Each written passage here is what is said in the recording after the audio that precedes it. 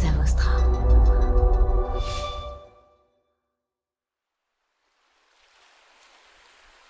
Bonjour, j'espère que vous passez un bel été. C'est la pause estivale également pour Mediarama.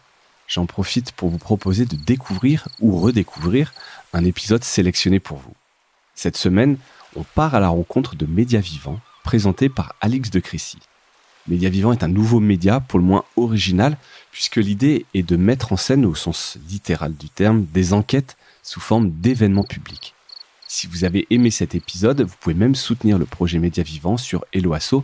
Je vous mets le lien dans les notes de l'épisode. Bonne écoute. Bonjour à toutes et à tous et bienvenue dans ce nouvel épisode de Mediarama, premier épisode de 2023. Donc déjà, je vous présente à tous et à toutes mes meilleurs vœux pour cette année à venir. Et voilà, que j'espère sera marqué par plein d'écoutes de Mediarama, plein de choses que vous pourrez découvrir, des beaux projets. Pour démarrer, je reçois Alix de Crécy. Alix, bonjour. Salut. Bienvenue, merci d'avoir accepté l'invitation. Je l'avais lancé déjà il y a quelques temps, mais tu voulais, par rapport au projet dont on va parler aujourd'hui, qui a eu quelques numéros, et je dis numéros un peu entre guillemets, mais tu vas nous expliquer tout ça. On va parler aujourd'hui de Média Vivant. Alors, c'est un média. C'est un média, c'est important de le dire. C'est exactement, c'est important de le dire, mais ce qui est important surtout dans le titre, évidemment, c'est vivant. Je vais très mal le raconter, mais l'idée justement de cet épisode, c'est que toi, tu le fasses mieux derrière. C'est l'idée de raconter du journalisme en live, donc avec ceux qui font des enquêtes, des témoins, un public, autour d'un verre. Tu nous diras si c'est important qu'il y ait un verre. Et vous avez donc lancé ça. Tu en es une des cofondatrices et tu gères notamment la stratégie, le digital, le développement de ce beau projet qui s'est lancé à Marseille où tu résides. Et donc, tu vas nous expliquer tout ça. Mais peut-être avant ton parcours, tu as démarré comme journaliste. Tu es par ailleurs consultante dans les médias. D'ailleurs, on a l'occasion de travailler ensemble sur pas mal de projets. Tu es passé notamment chez Combat, donc Nova, Les Inrocks, au Figaro, Mediapart aussi, où tu as fait une belle partie de ta carrière. Et là, forcément, énorme changement d'échelle. Oui. Média Vivant, c'est le lancement, c'est tout petit, avec tout le respect. C'est un lancement de projet totalement indépendant, alors que c'était comme des médias qui, pour la plupart, peut-être à part Mediapart, sont des médias qui sont avec derrière des millionnaires, des milliardaires, en tout cas une sorte de dépendance financière. Qu'est-ce que tu apprends ou réapprends en bossant avec comme ça un tout petit média ? Un peu tout, à vrai dire, puisque c'est la particularité des médias par lesquels je suis passée, c'est que j'ai toujours travaillé pour des rédactions qui ont des ADN très forts et qui sont très connus. Même si les problématiques sont toujours différentes, je suis passée par des pure players totalement payants comme Mediapart, mais avant j'étais passée au Figaro, qui était quand même le premier média d'information de France. Voilà, ce sont des marques qui sont connues, des médias qui sont très lus. Après Mediapart, on était au tout début. Je suis arrivée quand Cahuzac. C'était pas encore la machine de guerre. Avant l'affaire Cahuzac. Donc c'est ça, il a avoué. Quand je suis arrivée, il a avoué. Donc c'est là où ça a pris toute l'ampleur. Mais là, aujourd'hui, Média Vivant, c'est une toute petite équipe et on réapprend tout sur différents niveaux. C'est que d'une part, comment installer cet ADN, comment nous faire connaître, nous faire comprendre. C'est marrant d'entendre comment tu essayais de décrire Média Vivant. C'est hyper intéressant pour nous de voir comment les gens le comprennent. Donc c'est une toute petite équipe. Il faut qu'on fasse connaître cet ADN-là, faire connaître le projet. C'est un exercice auquel je m'étais pas prêtée dans mes précédentes rédactions. Et puis il y a un autre aspect, voire deux même, qui sont majeurs, c'est le local. On est à Marseille et le troisième, c'est le réel. C'est-à-dire que nous, l'important, c'est de présenter nos enquêtes dans le cadre d'événements et d'aller à la recherche de celles et ceux qui sont soit éloignés de l'information traditionnelle parce qu'ils s'y intéressent moins, soit parce qu'ils ne se sentent pas légitimes non plus à consulter Le Monde ou autre. Donc je dirais que ce sont ces trois clés-là, nous faire connaître, le réel et le local, où j'ai toujours travaillé dans des médias plutôt nationaux. Donc voilà, c'est intéressant. Bon, écoute, tu vas nous expliquer tout ça. On va peut-être faire la carte d'identité de Média Vivant avant que tu nous expliques un peu tout ça. Depuis quand ça existe? Alors, donc on est une association qui a été lancée en juin 2021. Voilà. Donc le travail a commencé en 2021, mais on s'est lancé officiellement auprès des lecteurs, lectrices et autres en septembre dernier. Donc on est tout petit, on est tout Très jeune, on est tout jeune. Je crois de bonne mémoire, pour un lancement, je m'en souviendrai, on lançait le site le lendemain du décès de la reine. Voilà. Super. A priori, peut-être que l'audience que vous visez n'est pas concernée par la mort de la reine, mais en tout cas, en termes de retombées, de partage, de visibilité sur les réseaux, ça doit pas être foufou. C'était pas de bol, non. Ça te permet au moins peut-être de te lancer discrètement, tester la formule et d'améliorer. Vous êtes combien derrière? Tu parles d'une association, c'est des journalistes, c'est une équipe de combien de personnes? Alors, il y a 60 membres actifs, il y a tous les profils. Le fondateur, avant tout, Jean-Baptiste Moutet, qui est journaliste indépendant depuis 15 ans et qui est à l'origine de ce projet, qui était correspondant au Venezuela pour Mediapart. Donc c'est comme ça qu'on s'est rencontrés, c'est via ces contacts communs. Ensuite, il y a typiquement le trésorier de l'association, c'est le président de Mars Actu, Julien Vincent. Voilà, ça regroupe un peu tous les indés de notre région. Et puis il y a des associations comme Urban Prod, et puis des bénévoles tout simplement qui veulent nous filer un coup de main, qui trouvent le projet enthousiasmant. Et qui viennent de tous les horizons, et c'est ce qu'on cherche, puisque nous, ce qu'on veut, c'est vraiment un peu s'éloigner de ce microcosme où on peut être d'un entre-soi avec toujours les mêmes profils. Ouais. Donc 60 membres actifs. Après, sur le numérique, on est 4 à peu près. Il y a également Éric de Crécy qui gère, le nom de famille n'est pas un hasard, vous savez tout, qui gère toute la direction artistique, voilà, tous ces visuels dont tout le monde nous parle à chaque événement ou sur les réseaux. Voilà, je dévoile la source. C'est une réussite. Voilà. C'est ton frère en l'occurrence. Exactement. Top. Et donc on en passe une association. Est-ce qu'il y a pour autant un modèle économique ou de la monétisation, puisque l'association, ça peut être des subventions, mais c'est quoi l'idée derrière en termes de modèle? Alors l'idée, c'est que on part de plusieurs constats, c'est qu'on cherche à cibler et à atteindre surtout les gens qui ne s'informent pas, soit par manque d'intérêt, soit par manque d'accès à l'information. Donc nous, on veut être accessible, mais et ça, je le répète, et tu le sais, dans le cadre de nombreuses missions, je ne cesse de le répéter, l'information a un coût, et d'autant plus quand on est indépendant. Donc nous, on fonctionne sur le don. Les dons, ils peuvent être faits depuis le site, mais ils sont également faits dans le réel, c'est-à-dire que énormément de gens donnent à nos événements. Et la croissance est plutôt encourageante, donc on fonctionne là-dessus. Et puis il y a un deuxième volet qui est un peu plus caché pour le moment, mais qui existe, c'est qu'on fait, et vous allez le voir apparaître d'ici quelques mois, la rubrique EduPop, c'est qu'on donne des ateliers d'éducation populaire dans des lycées. On a d'éducation aux médias. Exactement. Donc on est intervenu dans le lycée de Saint-Ex, dans les quartiers nord de Marseille, également dans le lycée Saint-Éloi à Aix.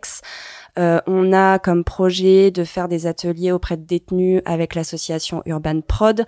Ça, c'est en construction. Donc voilà, tous ces ateliers sont une autre source de rémunération. Et qui ne sont pas en lien avec les enquêtes qui sont faites par ailleurs de Médias Vivants. Si c'est une autre manière de... Il y a deux volets. C'est soit les lycées font appel à nous pour qu'on présente nos enquêtes sur le même format pour informer les élèves différemment et expliquer aussi par la même occasion ce que c'est que faire du journalisme, et comment ça se fait.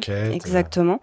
Et les élèves sont plutôt enthousiastes et c'est hyper... c'est rassurant de voir leur réaction, c'est-à-dire que plusieurs enseignants nous ont dit voilà, il faut les accrocher quand même les élèves pendant 1 heure et tenir leur attention. Ouais, parce que ça peut paraître aride, hein. Je vais avoir une enquête sur la délinquance, tu vas nous parler un peu des sujets, mais c'est pas les trucs les plus sexy du monde pour des pas les plus gays. Après, c'est quand on dénonce forcément, ça va avec. Donc voilà, ça vous le vendez? Tu dis que c'est une autre source un peu de... Oui, tout à fait. On passe par les lycées qui ont des petits budgets. Exactement. Exactement. Et après, il y aura un autre volet, c'est-à-dire que ça, c'est pas encore en route tout à fait, mais ça va venir. C'est que nous, on va proposer aussi de former des personnes à faire leurs propres enquêtes. Et donc, notre rôle, ce sera de les former, mais aussi de les valoriser sur notre site et qu'ils fassent eux aussi leur article vivant. Mais ça, on y reviendra sur qu'est-ce qu'un article vivant. Parce que là, il y a plein de... Exactement, parce qu'il y a plein de questions. Donc, on l'a dit, un média vivant, c'est une espèce d'objet hybride, un média local. Tu as parlé vraiment de la dimension de Marseille qui est très forte, qu'on sent bien. Un média d'enquête, un média live. Comment c'est né, ce projet-là ? Alors, comment c'est né ? Au départ, donc moi, je me suis lancée en indé et j'étais allée voir les confrères et consoeurs de Mediapart qui sont des proches et qui m'ont dit « Mais tu devrais taper à la porte des indés de ta région parce que il y a des projets en cours et notamment un certain Jean-Baptiste Moutet avec qui on a travaillé et il a un projet, mais c'est pas très clair. Et ça vaudrait le coup quand même que tu lui en parles parce que il faut quelqu'un pour structurer, faire la stratégie, poser un modèle économique, etc. Donc je suis allée à Mars Actu pour les voir eux d'abord, pour voir ce qu'on pouvait faire ensemble, et puis descendre des escaliers. Ce Jean-Baptiste, donc c'est un grand un grand gaillard, tu vois, mais il a une voix toute timide. Et il me dit oui, excuse-moi, Alix Crécy, on t'a parlé de moi, j'ai un projet. Bon, ok. Et donc, en fait, il m'a accroché tout de suite. C'est-à-dire qu'il me dit, voilà, moi, je pars du constat simple, c'est que on était dans une année quand même assez particulière. Il y avait la présidentielle, il y avait qui est arrivée, il y a la guerre, etc. C'était un peu lourde en termes d'infos. C'était un peu lourd et il me dit, moi, ce qui me dépasse, c'est que je vois les derniers sondages comme ceux qu'on voit chaque année sur la Croix. On commente ici sur la confiance dans les médias, sur les jeunes qui ne suivent plus l'actu. Exactement, 41% à l'époque, la dernière étude c'était 2020, 41% des gens ne s'intéressaient pas ou peu aux médias, par défiance, par manque d'intérêt, pour plein de raisons. Il y a la prolifération quand même des fake news qui est indéniable. Et puis, ce Jean-Baptiste, donc, qui me dit, moi, je comprends pas, c'est qu'en fait, je conçois pas que mon entourage proche ne s'informe pas autant parce que pas légitime, pour plein de raisons. Et il me dit, ça veut dire que les formats ne conviennent pas, je veux trouver un autre format. Donc, et il avait fait à l'époque un numéro 0 sur 1943, les quartiers populaires de Marseille qui ont subi des rafles. Et il m'a dit, va voir sur le billet de blog. Il avait publié son numéro 0 sur un billet de blog de Mediapart. De l'écrit.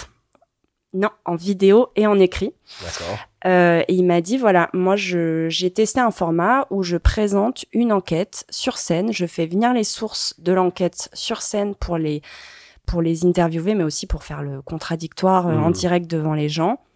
Va voir et dis-moi ce que t'en penses, mais je pense qu'on a des choses à faire. Et je pense qu'en 45 secondes de la vidéo... T'étais hooké, embarqué, tu disais, oui, ah ouais, c'est vraiment cool. Exactement. Et donc là, on a commencé par faire des ateliers chez moi, dans des bars. Pendant 1 an, ça a duré. On a échangé, décortiqué, fait plusieurs tests de modèles, de diffusion aussi, parce que c'est pas évident. Non, ça, on va y revenir. Et pourquoi alors cette dimension événementielle ? Parce que elle est locale d'ailleurs. Pourquoi c'est si important ?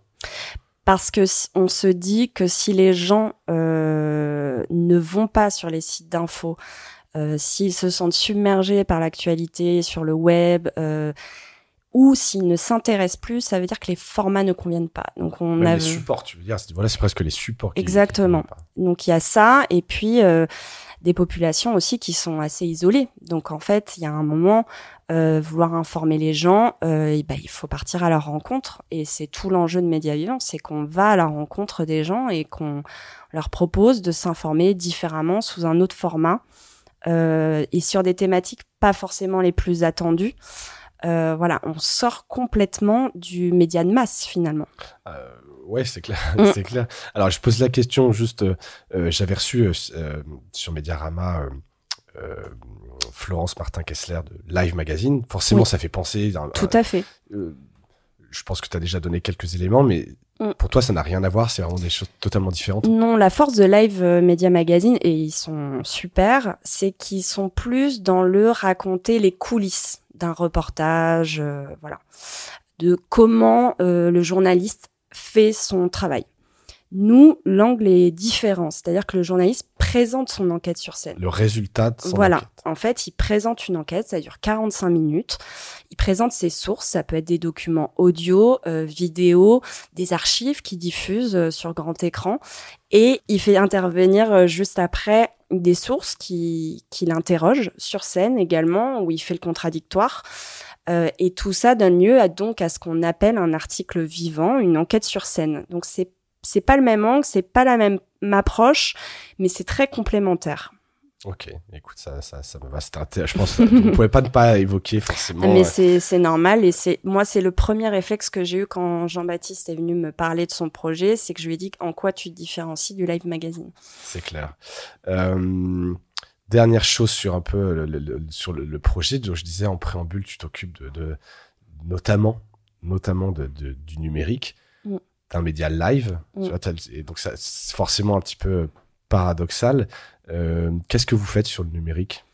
Alors, puisque les populations que vous visez, justement, et on reviendra tout à l'heure, a priori ne vont donc pas sur les sites, donc encore moins sur le site de Média Vivant, qui ne bénéficie pas d'un SEO ou d'une réputation encore très grande. C'est quoi les objectifs là-dessus ? Alors, on a 2 objectifs. On a le premier qui est de créer notre communauté pour nous faire connaître. Dans ce cadre-là, on a les leviers d'acquisition classiques sur le numérique. Donc, on a un site qui est en réalité, on en est très fiers de ce beau site. C'est un Webflow, en fait. À l'origine, on voulait une landing page toute simple, qui présentait le manifeste, qui on était, comment partager, comment participer, voilà. Bon, on s'est pris au jeu, on venait tous de médias plus qu'avancés, donc on était trop frustrés, donc on s'est lancé dans ce Webflow qui fait bonne illusion pour le coup. Ouais, alors pour ceux qui connaissent pas, c'est une techno un peu low code qui permet en fait de manière assez visuelle, presque WYSIWYG, de monter des pages assez interactives et de faire des très belles choses, notamment pour des longs formats, etc. Avec pas mal d'interactivité sans avoir des connaissances approfondies en développement. C'est exactement ça. C'était la petite minute vulgarisation sur la techno Webflow. C'est exactement ça, et c'est pas cher, on a peu de moyens, donc on fait avec les moyens du bord. Le site, il permet quoi ? Notre but, c'est d'être le plus accessible. Donc, être local, certes, mais on souhaite informer au plus grand nombre. Et il y a plein de lecteurs et lectrices qui nous disent, nous, quand est-ce que vous venez chez nous ? Donc, le site, il a, comme tout site, comme tout média et site d'information, des articles, les enquêtes, avec la vidéo de la représentation de l'enquête sur scène. Donc, on peut revoir gratuitement. Tout à fait. Les précédentes enquêtes. Exactement. Tout est en accès libre. On peut revoir les précédentes enquêtes et on ajoute à cela des articles écrits pour approfondir les sujets.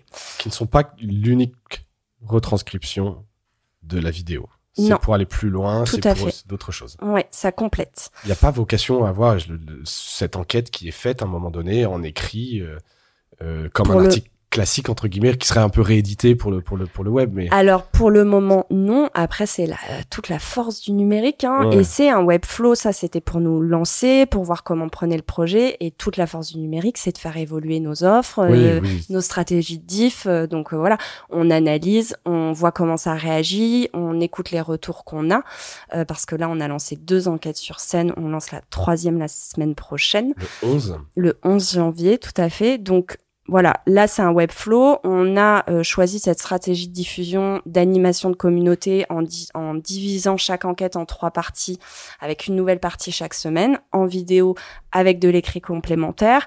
Et puis par ailleurs, on a cette newsletter avec des contenus exclusifs où là pour le coup ce sont des vrais articles.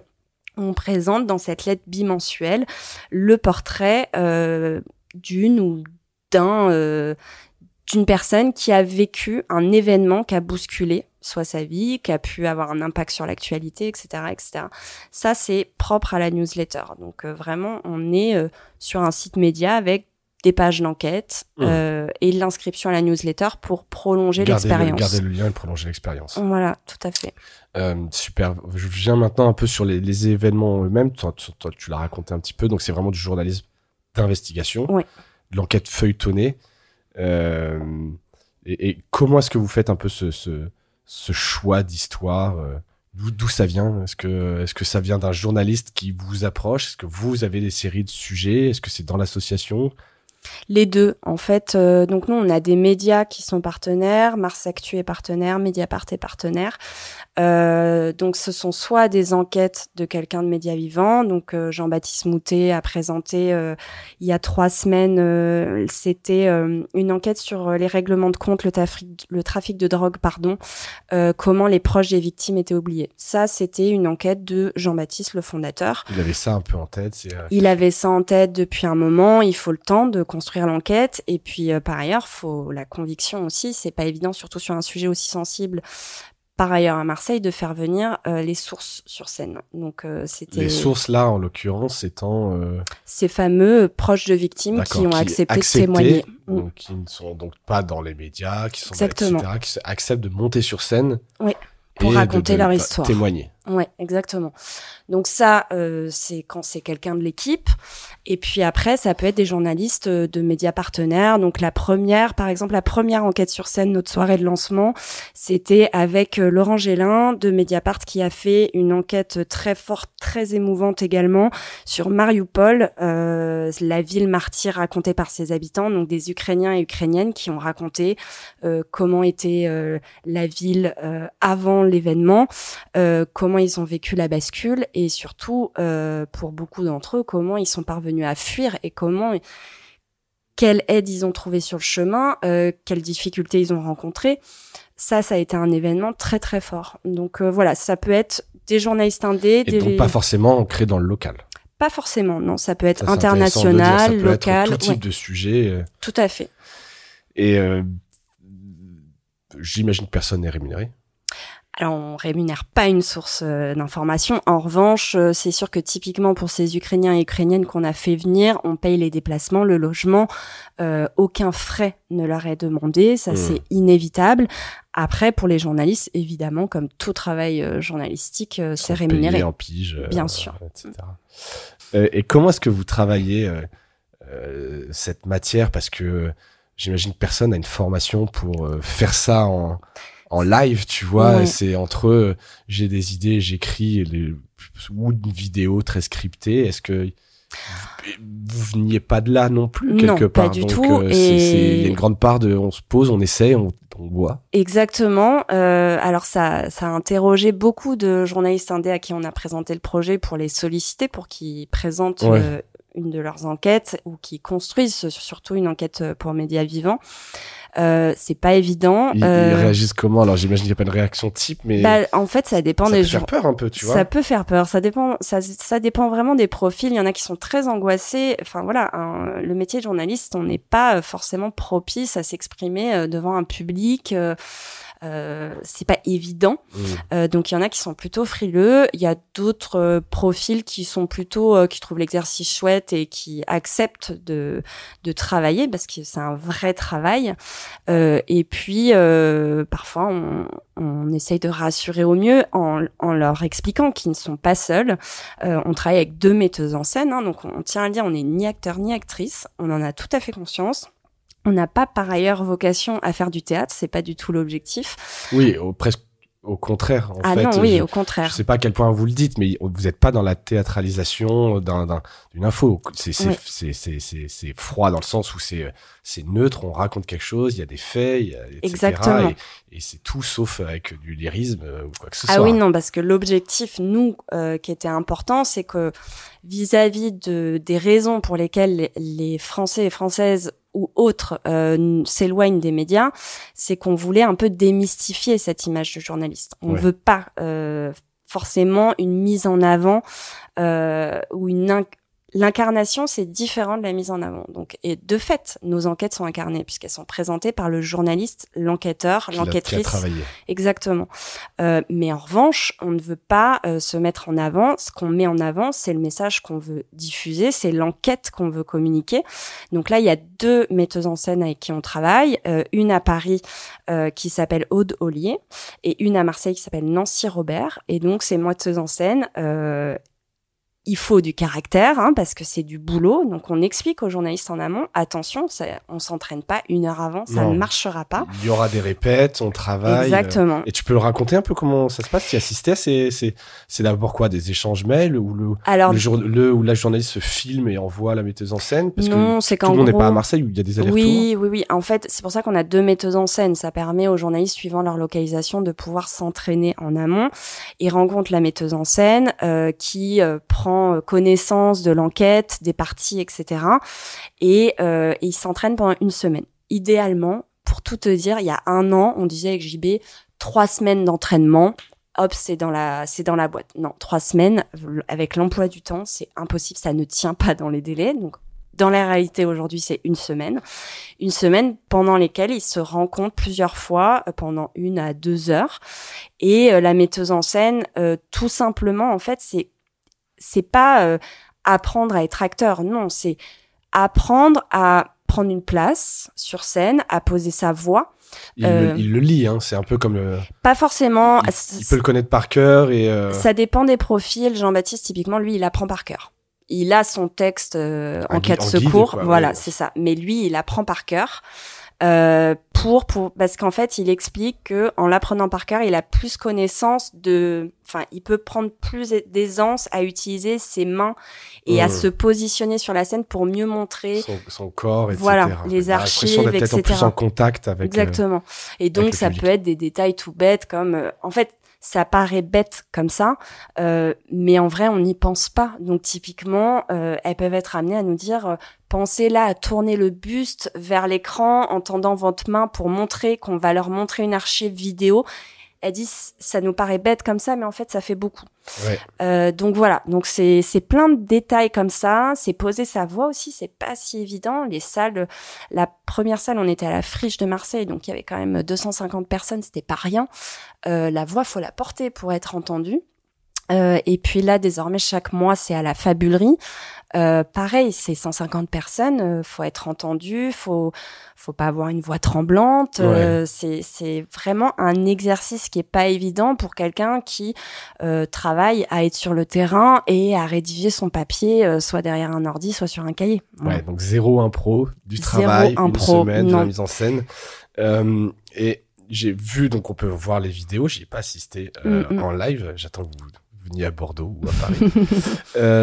Mais un peu, je notais à votre production value, c'est d'être assez simple. Les décors sont simples, clairement. Alors, est-ce que c'est une question de budget ou c'est justement parce que c'est pas ça qui est important et qu'on n'est pas encore une fois dans la théâtralisation? Ouais, non, c'est ça. C'est vraiment totalement assumé. On reste sur quelque chose de très simple. Tout à fait. Ouais, c'est assumé. C'est en fait, si on vient, c'est une rencontre. C'est une rencontre. On vient pour partir à la rencontre de celles et ceux qui font l'information. C'est vraiment notre promesse. C'est vous entrer dans un quotidien qui n'est pas le vôtre pour aider. Déjà pour le connaître, et pour le comprendre et pour dépasser un peu les frontières de son milieu. Ça, c'est une chose. Et puis de créer le dialogue. C'est-à-dire qu'en fait, il y a une première partie de 45 minutes où le journaliste où la journaliste présente son enquête, fait intervenir les sources sur scène. Et il y a une deuxième partie où en fait, on invite vraiment le public à interagir parce que certains ou certaines ne veulent pas poser des questions pendant l'enquête. Ils n'osent pas, parfois c'est très intime, parfois par timidité tout simplement. Donc il y a une deuxième partie où après c'est vraiment un échange et c'est là où le partir à la rencontre de celles et ceux qui font l'information sans filtre ni censure autour d'un verre, tu le disais dans l'intro, c'est là où ça prend tout son sens, c'est qu'en fait on ne se veut pas dans un lieu élitiste. Ça peut freiner certaines personnes. Donc, on est dans des cafés, dans des lieux ouverts. Et c'est comme ça que le décor s'installe. Et donc, après, il y a une conversation qui se fait naturellement entre le public et celles et ceux qui sont intervenus pendant l'enquête. Et ça dure 3/4 d'heure de plus. Et puis après, ceux qui veulent prolonger autour de plus de verres encore avec plaisir. Mais le peuvent, quoi. La soirée se poursuit. Et qui vient regarder? Parce que tu disais, l'objectif, c'est quand même des gens qui ne lisent pas l'info ou ne vont pas sur ces sites, etc. Qu'est-ce qu'ils font qu'est-ce qui fait qu'ils vont venir écouter une enquête sur Mariupol? Oui. Tu vois, c'est des gens qui, j'imagine, ne vont pas au théâtre, ne vont peut-être pas, etc. Ouais. C'est très intello de base, tu vois, te dire, tiens, ce soir, je vais regarder une enquête vivante sur Mariupol. Complètement, ouais. Qui vient en vrai? Est-ce que c'est ceux que vous attendiez et comment vous les touchez? En fait, ça dépend des enquêtes. Et c'était notre plus gros objectif et ça le restera. Hein, c'est comment faire déplacer les gens, comment ils vont venir jusqu'à nous. Ceux que vous visez, parce que après, les gens exactement. des médias, tu parlais de ça entre soi. Oui. Moi, ça m'intéresserait d'y aller, mais c'est pas moi que tu vises a priori. Même si pas nécessairement. C'est-à-dire que toi, pour être totalement transparente, t'es plus dans notre cible de newsletter. Oui. Donc, clairement, où là, on s'adresse aux gens très informés, pour le coup, et très intéressés par le milieu des médias.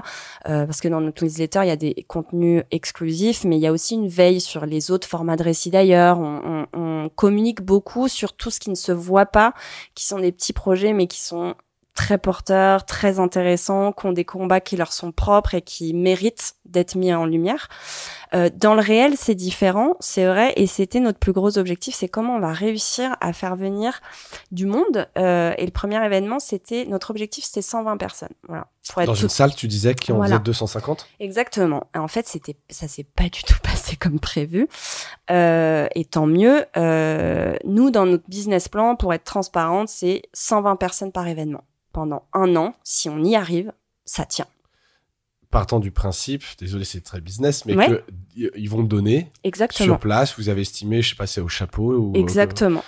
Qu'ils vont donner X, et si chacun donne X, vous pouvez payer le lieu, vous pouvez payer les frais, les piges, et ça tient. Exactement. Et donc 120 personnes par événement. 120 personnes par événement, entre 90 et 120 en moyenne. Le premier événement, donc Mariupol, un sujet inter. Oui, pas évident. Pas évident. Pour attirer des gens du coin. Ouais, pas évident. La friche de la Belle de Mai, donc c'est un lieu qui est très connu, mais qui est pas le plus central à Marseille. Bon, on a eu 250 personnes. Qu'est-ce qui s'est passé? C'est qu'en fait, on a eu, effectivement, comme tu le dis, suivant l'enquête, on n'a pas le même public. Pour Mariupol, typiquement, on avait beaucoup de chercheurs, beaucoup de journalistes indés, d'étudiants. On a eu énormément d'étudiants.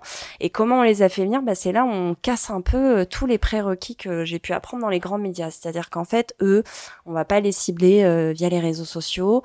En tout cas, pas n'importe lesquels. Les newsletters non plus.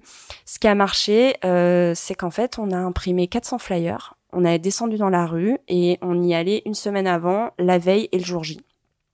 Et la beauté du local. La beauté du local. L'ancienne. L'affichage, les flyers, ils sont tous venus. Et ce qui a été très beau à vivre, vraiment, c'était de voir. Moi, je l'ai pas vu arriver en fait. C'est qu'on préparait l'événement, on laisse les gens s'installer. J'avais le dos tourné, j'ai pas fait gaffe. D'un coup, je me retourne et je vois cette salle pleine, silence complète. Parce qu'en fait, à la friche, t'as une première partie de la salle, on pouvait la diviser en 2. Donc, t'avais le public qui était prévu pour cet événement avec des chaises installées. Ça, c'était pour l'événement. Et derrière, t'avais ce qu'on appelle les grandes tables de la friche où les gens viennent boire, se retrouver, etc. Et ce qui a été très impressionnant, c'est quand, à la 10e minute, le brouhaha du fond a totalement disparu. Et en fait, tout le monde s'est tourné vers la scène et était complètement happé par l'événement et par les récits de ces Ukrainiennes et Ukrainiens qui étaient vraiment bouleversants. Donc ça, typiquement, c'était le premier événement. Le deuxième, là, on était plus dans du local, pour le coup, du règlement de compte lié au trafic de drogue. Là, la cible était totalement différente. On a eu beaucoup plus de personnes des quartiers populaires qui sont venues. Et comment vous les avez fait venir? Pareil, flyer. Et le deuxième élément, pareil, j'ai repris mes basiques. Hein. Je me suis souvenue, je me suis dit, parce que j'ai été moins dans l'opérationnel depuis quelques années, j'avais des postes plus à responsabilité, plus dans le management. J'ai pas cherché à réinventer là où je me suis dit, je me souviens les événements Mediapart Live, comment je faisais. J'ai repris à la base les événements Facebook, mais je n'y croyais pas du tout. Je me suis dit, le propre du numérique, c'est qu'il faut tester, donc je vais tester, mais j'y crois pas. Et en fait, pour le coup, les gens viennent soit par le flyer, soit par l'événement Facebook. Ça marche en fait. Il reste du monde sur Facebook. Il reste du monde, on ne croit pas, mais il reste du monde. Ouais. Donc là, c'était vraiment, on était plus, c'est pas que c'était une plus belle réussite, mais c'est l'événement qui ressemblait vraiment à la raison d'être du projet, à ce pourquoi on voulait créer. Une cause, un sujet local, des populations locales Exactement. qui sont touchées par le sujet. Ouais. Et donc une plus petite salle, mais plus proche de l'endroit de l'enquête. Ouais, en fait, plus centrale, c'est à côté de la gare, hein, ouais. donc c'est beaucoup plus central. Après, là aussi, pas bien. Après la reine qui meurt, deuxième événement, c'était la demi-finale de la Coupe du Monde. Oui. Bon, à Marseille, on demande pas à boycotter le foot. Hein. Il y a peu de chances que ça marche. Globalement, France, personne n'est trop respecté à partir de la phase finale. Voilà, c'est ça. Donc, on n'était pas très bien. Et en fait, voilà, c'est simple. La fabulerie, ça se passe à la fabulerie désormais chaque mois. Normalement, c'est une capacité de 90 personnes. On était 130 avec des gens debout qui pouvaient pas s'asseoir. La salle était comble. Elle était pleine. On a été hyper surpris. Et en même temps, ce sont ces événements qui nous encouragent et qui nous disent ok, allez-y, continuez. Encore plus que le premier avec Mariupol, qui avait un côté un peu plus médiatique, lancement. Exactement. Pour le milieu, le métier, etc. Exactement. Mariupol, c'était une réelle difficulté. C'est-à-dire qu'on a commencé par le plus dur, une enquête inter, faire venir des sources qui habitaient à différents endroits en Bretagne, en Europe, qui étaient en pleine fuite de guerre, qui étaient en plein deuil aussi, hein, c'est pas évident, qui ne parlent pas la langue française. Ça, on l'avait pas prévu dans le temps de post-prod. Oui, il y a c'est de l'anglais, il y a de la traduction. Exactement. Et donc, c'était un événement difficile. On n'a pas commencé par le plus simple, mais on en était très fiers. C'était très beau, c'était émouvant et c'était percutant, et c'est ce qu'on voulait. Et ça a concrétisé 1 an de projet. C'est-à-dire que ça y est, on y était. Donc, c'était vraiment chouette. Le second, c'était plus à l'image encore, c'était le local, les quartiers populaires qui étaient là, les associations qui voilà, enfin, nous, à la fin de l'enquête sur ce trafic de drogue, je suis allée remercier les personnes qui sont intervenues sur scène. C'était difficile vraiment pour ces personnes. Oui, c'était... Ah bah, les gens ont pleuré, ils ont pleuré dès la 2e minute, c'était... que ce soit public ou intervenant. Ah ouais, non, c'était vraiment très très dur, donc je les ai remerciés, c'était un exercice difficile pour eux. Et là, c'est eux qui nous remercient, et tu te sens... Pardon, mais tu te sens conne, quoi. Ouais. Les gens te remercient en disant c'est la première fois qu'on nous donne la parole pour expliquer ce qui nous arrive. Ouais. Et moi, j'ai envie de leur dire bon, ben, ok. Ouais, tu prends, on continue, et ça valide quelque part l'intérêt. Et les gens, pardon, mais s'inscrivent. Tu sais au final qui vient réellement, ou tu fais une petite enquête à l'entrée, à la sortie. Oui. Les gens n'ont pas besoin de s'inscrire, j'imagine. Ils arrivent le jour. Exactement. En fait, il n'y a pas de ticket, il n'y a pas de réservation, il n'y a rien. Il n'y a pas de ticket. C'est le plus simple possible. Exactement. Après, on fait avec les moyens du bord. Donc, moi, ce que je mets en lien sur le site, c'est un Google Form. Tout bête, où je pose 5 questions qui me permet, de mieux les connaître, de savoir d'où ils viennent, et surtout de leur proposer de s'inscrire à la newsletter, ce qui est un très bon canal d'acquise. Après, sur place, l'idée, c'est il y a l'UX sur le numérique, et puis il y a l'UX dans le réel. C'est quelle expérience tu proposes à ce public qui vient sur place. Donc, en fait, c'est là où l'association s'organise. Il y a certaines personnes de l'association qui sont à l'entrée pour les accueillir, certaines personnes de l'association qui sont dans la salle pour guider si besoin, et puis avant, pendant, après, on intervient pour leur dire voilà comment ça va se passer par la suite, où est-ce qu'ils peuvent rencontrer qui, pourquoi, dans quel objectif. Donc voilà, c'est comme ça que ça se passe. C'est le mail dans la mesure du possible, ce qui te permet quand même un peu, avec toutes ces interactions, de savoir qui vient et si vous avez rempli votre objectif. Sur le futur maintenant, c'est quoi les futurs formats, projets que vous avez lancés pour Média Vivant? Alors, en futur format, on a lancé en décembre, donc là on va publier la 2e enquête en format podcast. On n'était pas parti pour au départ, ça nous a été demandé par la communauté. Et ce qui a été intéressant quand on a fait le test sur Mariupol, c'est qu'il y avait pas mal d'archives vidéo et audio sur scène, puisque Laurent est parti là-bas, sur le terrain, et donc elles prennent une toute autre ampleur en fait dans les oreilles. Donc c'était intéressant. Donc en fait on a décidé de prolonger l'exercice. Donc maintenant on est désormais sur dispo sur les plateformes de podcast, donc on va s'y atteler. D'accord, ça fait vivre l'événement après sur d'autres supports. Ouais, tout à fait. Ensuite, on va déjà se parvenir à tenir à une enquête par mois. C'est un rythme soutenu, vraiment. Il y a beaucoup de boulot derrière. L'objectif à terme, ce sera d'en avoir 2 par mois. Et l'objectif encore à terme, à N+2 ou +3 dans la mesure du possible, c'est de ne pas rester à Marseille et d'aller chercher d'autres gens encore ailleurs. Ce qui paraît évident.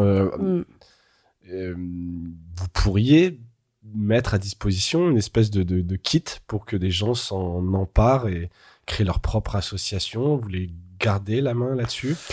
Si quelqu'un écoute cet épisode et tu vois, il se dit « Ah, c'est vraiment cool, je veux faire ça », à Bordeaux, par exemple. Il te contacte, vous dites non, mais on attend, on verra, et tu pourrais venir aider, il pourrait lancer la même chose? En fait, tout dépend de l'emploi du temps. C'est-à-dire que si on nous prévient en amont et qu'on nous dit, voilà, parce qu'à l'air de rien, typiquement, notre première enquête sur les rafles qui ont lieu dans les quartiers populaires de Marseille, c'était en 1943, c'est un anniversaire. Si certains et certaines nous disent, ce serait hyper intéressant quand même que vous la présentiez dans notre lycée, mais on est dans telle région, si c'est prévu bien en amont, évidemment qu'on va faire dans la mesure du possible. Après, sur celles et ceux qui voudraient faire leur propre enquête sur scène, leur propre article vivant. Comme les TEDx, tu sais, une espèce de label exactement. Où tu pourrais faire du média vivant. Exactement. Bah là, ça rentrera dans le cadre du parcours d'EducPop où on les accompagne, on les accompagne, on les forme pour les faire. Et nous, notre but, c'est de les valoriser ensuite. Mais alors ça, on vient vraiment dans un temps 2. Et puis, non, pour cette année, vraiment, j'en parlais tout à l'heure, c'est que, bon, un webflow, ça prend beaucoup de temps. C'est assez chronophage. Donc, non, il y a un moment là, on va s'atteler dès la semaine prochaine à faire un vrai site. Ça va être sympa. Je connais une super agence. mais non, en plus t'as ton frère et tout effectivement il y a du boulot un petit peu sur le site, mais ça devrait être très cool. Est-ce que je pense qu'on a fait le tour. Est-ce qu'il y a une question que je t'ai pas posée que t'aurais aimé que je pose sur Média Vivant? Est-ce que tu penses qu'il y a quelque chose duquel je suis passé? Bah écoute, à part que Média Vivant est indépendant, accessible et pédagogique et qu'on vous invite à venir sur le site pour nous découvrir, je pense qu'on est bien. Mediavivant.fr, je mettrai évidemment le lien dans les notes de l'épisode. La dernière question qui n'a rien à voir, c'est est-ce que tu as un truc cool à nous partager? Mais un seul, c'est quand même très dur. Très dur. Ouais, après, c'est le podcast, tu peux nous en mettre plusieurs. Ouais. Films, n'importe quoi, une expo, un truc que t'as vu, qui a attiré ton attention. Non, bah écoute, je vais rester sur le thème du local en parlant. Il y a un truc méga cool à écouter sur toutes vos plateformes de podcast. C'est quand même le nouveau podcast de Mars Actu qui s'appelle Le Bocal, qui raconte depuis cette pièce, c'est vraiment dans leur rédac, il y a une pièce qu'on appelle le bocal. Où voilà, tout est confidentiel, rien ne se dit. Et bah désormais, ils réalisent un podcast qui est enregistré depuis ce bocal et ils reviennent dans les coulisses de leurs enquêtes. Et c'est hyper intéressant, c'est très bien fait. Et sur plutôt de l'écrit, un petit média local, mais pas des moindres, et au format très original aussi, qui s'appelle La Disparition, qui est un média épistolaire. C'est vraiment très bien fait, voilà. Bon, eh ben écoute, on va regarder ça de près. Hein. Ça m'intéresse toujours de mettre en avant des projets, donc peut-être qu'on aura l'occasion d'en parler derrière ce micro. Alix, merci. Merci à toi. Et bravo beaucoup pour ce super projet. Donc, je mettrai tous les liens dans l'épisode. N'hésitez pas à aller voir, vous inscrire à la newsletter de Média Vivant. Puis si vous passez du côté de Marseille, regardez bien sur le site pour les prochains événements.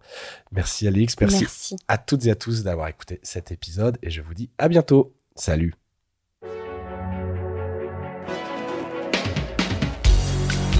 Voilà, Mediarama s'achève. Si cet épisode vous a plu, n'hésitez pas à le liker et le partager. Et puis, si vous souhaitez être accompagné par notre agence Cosa Vostra, contactez-moi par mail mediarama@cosavostra.com. Portez-vous bien.